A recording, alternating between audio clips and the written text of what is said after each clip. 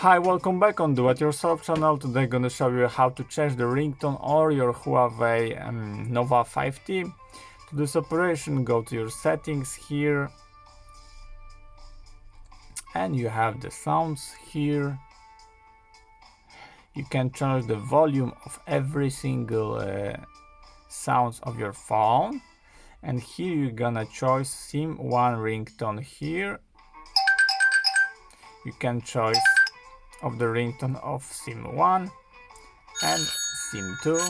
Also you can choose the vibrate of every single SIM that you want, and you can choose the notification sound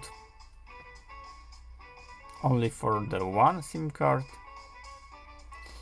And that's it about the sounds. There is a notification here but no option of the sound, and that's it. I hope the video is helpful for you. If yes, you can leave like, leave comment and leave subscribe, and see you by next video. Hey.